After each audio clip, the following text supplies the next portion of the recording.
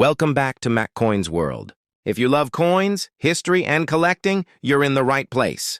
Today we're diving into a classic piece of British coinage, the Elizabeth II, 1967.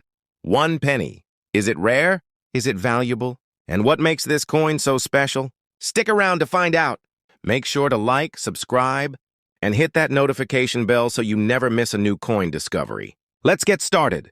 Let me know if you'd like any changes. The 1967 Elizabeth II penny is one of the most well-known British coins, and it holds a significant place in numismatic history. To create a one-hour video script, we need to dive deeply into the historical background of the coin. The British monetary system, the role of Queen Elizabeth II in coinage, the design and symbolism of the coin, its production process, mint marks, variations, value, and its place in collectors' circles. Introduction to British pennies and pre-decimal currency. Before we focus on the 1967 Elizabeth II 1 penny, it is crucial to understand the broader context of the British monetary system in which this coin was issued. For centuries, Britain used a system known as pre-decimal currency, which was in place until February 15, 1971, when the UK switched to a decimal-based system.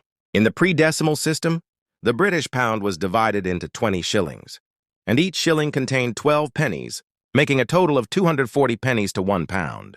This system had been in use for over 1,000 years, with origins tracing back to the early medieval period, when the silver penny was first introduced by the Anglo-Saxons. By the 19th century, copper coins became widespread, with denominations such as the farthing, 1/4 penny, halfpenny, 1/2 penny, and penny, 1 penny.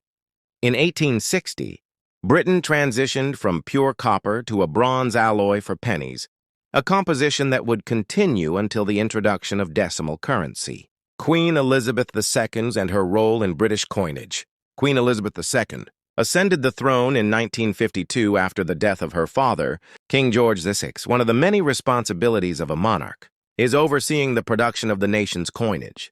Following tradition, her portrait was introduced on British coins, beginning in 1953, and the penny was no exception. The 1967 1 penny features the first definitive coinage portrait of Queen Elizabeth II, designed by artist Mary Gillick. This portrait is unique because, unlike later portraits, it does not show the Queen wearing a crown. Instead, she is depicted wearing a laurel wreath, symbolizing victory and classical beauty, in a style reminiscent of Roman coinage. The Gillick portrait was used on British coins from 1953 until 1967, making the 1967 penny one of the last British coins to feature this early depiction of the Queen.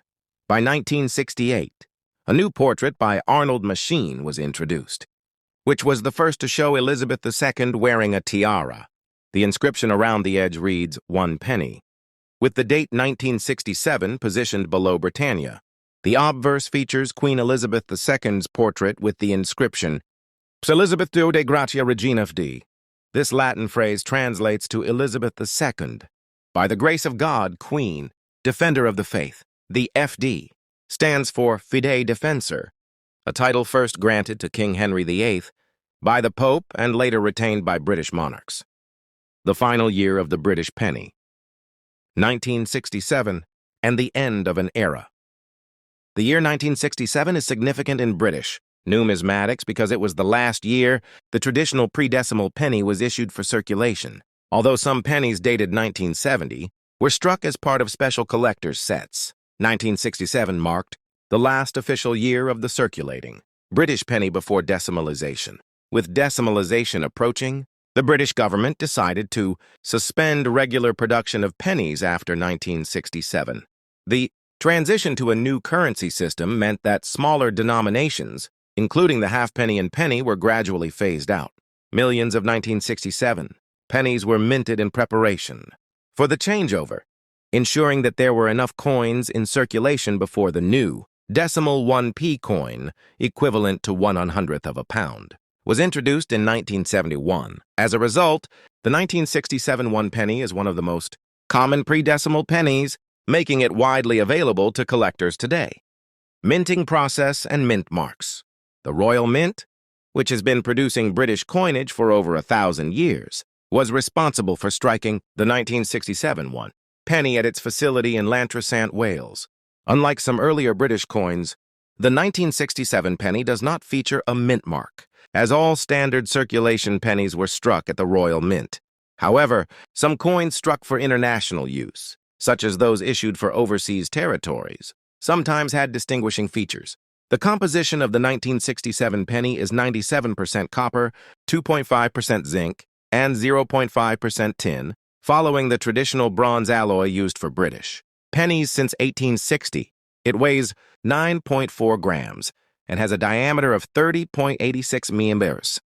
Collectability and value of the 1967 one penny. Due to its high mintage, the 1967 penny is not considered rare, and most circulated examples are worth only face value. However, uncirculated and proof versions can fetch higher prices among collectors. Circulated condition, typically worth around $0.10 to $1. Uncirculated condition, worth around $2 to $5. Proof coins from 1970 sets can be worth 10 or more. Some collectors also look for errors, such as missed strikes, off-center strikes, or variations in lettering. These error coins can be more valuable depending on their rarity. Conclusion: the legacy of the 1967 one penny. The 1967, Elizabeth said, one penny represents the final chapter of Britain, his long history of pre-decimal pennies, marking the end of an era that spanned over 1,000 years. Although the coin itself is not rare, it remains a cherished piece for numismatists and history enthusiasts, symbolizing both the reign of Queen, Elizabeth said, and the monumental shift in Britain's currency system. For collectors, the 1967 penny serves as a gateway to British numismatics, offering an affordable and historical piece of a now obsolete monetary system. Whether kept as a reminder of the past or as part of a broader collection, this coin will always be a significant part of Britain's numismatic heritage. If you enjoyed this deep dive into the history of the 1967 Elizabeth set one penny, be sure to like, subscribe, and hit the notification bell to stay updated on more coin history, values, and collecting tips. Thanks for watching McCoin's World, and I'll see you in the next video. That's a wrap on today's deep dive into the 1967 Elizabeth II one penny, a coin that marks the end of an era in British currency history. From its design and symbolism to its role in the transition to decimalization, this humble penny carries a rich legacy.